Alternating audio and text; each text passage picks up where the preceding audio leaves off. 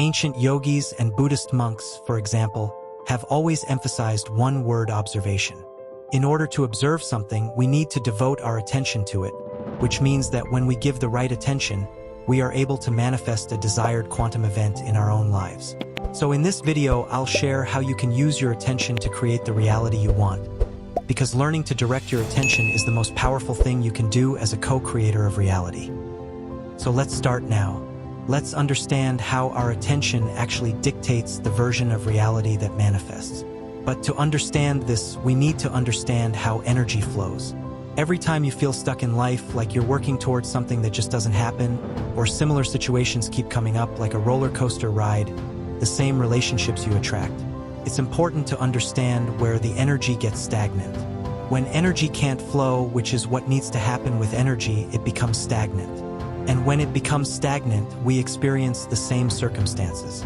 So what directs the flow of energy? Tension. Wherever attention goes, energy flows. Our focus and attention determine where the energy flows.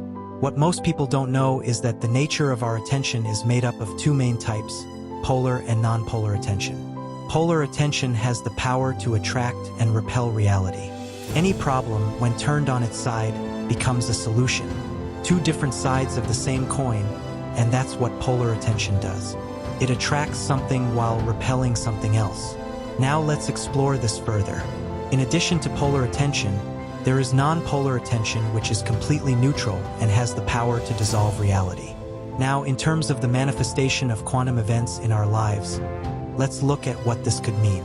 Imagine that we have two types of polar attention: positive attention and negative attention. When we think positively about something, life doesn't care about the true nature of our attention. It cares about the content. As I explained in the previous video, if we hate something, we will attract more events from it.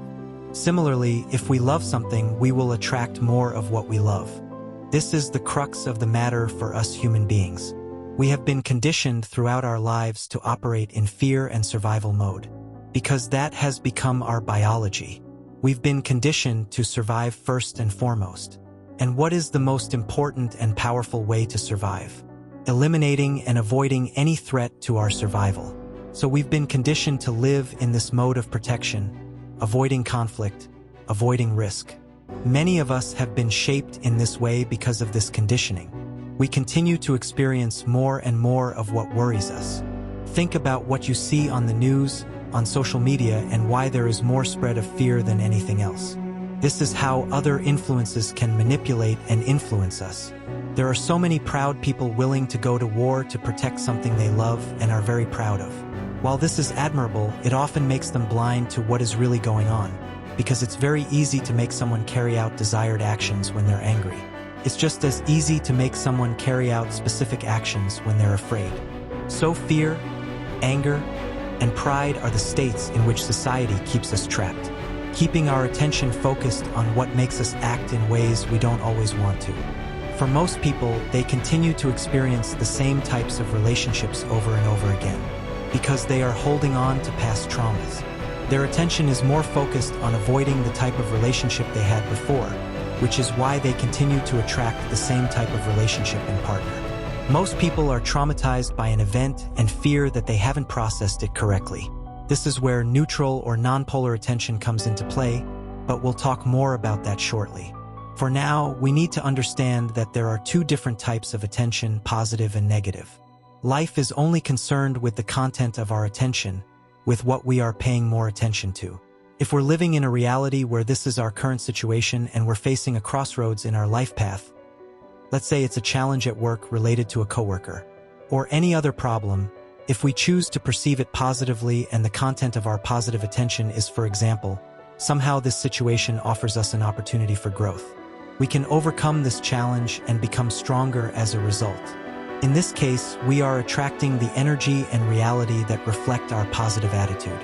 However, if we choose to look at the same situation negatively and the content of our negative attention is, "This is terrible. I can't believe this is happening. It's going to be a disaster and there's no way out of it," then we'll be attracting the energy that reflects this negative mentality. It's important to understand that life doesn't care whether our attention is positive or negative. it responds to the content of our attention. In other words, if we think that in a way this will help us to grow, then the lifeline will shift towards a more positive lifeline. More of what we feel positively about will manifest. On the other hand, if we feel negatively about something and think that's bad, then something bad will happen. Notice what's happening here. When we feel positively, our mind perceives the content as positive. When we feel negatively, our mind perceives the content as negative. How do you know that such a situation is bad? You're just assuming it because you've become afraid. Fear leads you to become more fearful. When we feel something, we try to justify the presence of that feeling by thinking of other things that could potentially make that fear stronger. But why do we do that? We are beings who feel, and when we feel something, we feel alive, so we survive. This is our biological condition. When we're in a state of fear, we start listing all the things that could potentially go wrong. And that's when we get into a spiral, because now that negative attention starts to influence the content of our attention. The fundamental issue here is that there must be a correspondence between the heart and the mind. When you feel something negative in your heart, the mind immediately starts generating negative thoughts, which in turn causes those thoughts to manifest.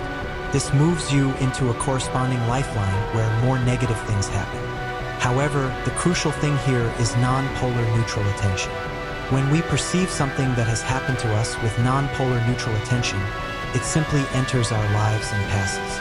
It has no power over us. For example, in an unpleasant situation, you can simply look at it and accept it. There's neither positivity nor negativity towards it. You would continue on the same life path as before. Nothing would really change. The situation would just dissolve. Most people resist their past traumas and fears by giving them negative attention. Think about how this happens. Whenever something unpleasant happens in the past, we try to run away from it. Because the feelings are intense and we don't know how to deal with them, when we run away, we're actually resisting it. And what happens when you resist something? Persists. You're giving it strength, and it exerts an opposing force on you. We spend our whole lives resisting all the things that have happened in the past that we don't like, and we live from that place of trauma. As a result, situations that confirm this trauma keep coming up. So remember, there are always two sides to a coin. It's up to you. The choice of how to perceive something is 100% yours. Now that you understand this, let's talk about how to use it to create reality effectively. The first thing we need to do is combine polar and non-polar attention. This is crucial, so pay close attention. There are 3 main steps to using it, and if you follow it, all the energy you devote to that negative attention will dissipate, leaving you more energy to feed the positive version of reality you want to create. Let's talk about how this works. The first step is acceptance. When we are in a situation that feels like an abyss, that we are at rock bottom, we need to accept that this has happened. When we accept something, we can't be in resistance. You can't be in resistance and acceptance at the same time. Acceptance is the antidote to resistance. So please try to understand this. We are not accumulating energy. The only energy being used is to redirect, to get out of the way. Your goals really want to manifest. You're just in the way. You just need to get out of the way for them to come into existence. We start with total acceptance of the current situation. Whatever problems are in your life right now, whatever you feel stuck in, or whatever your worst nightmare is, imagine that this has happened.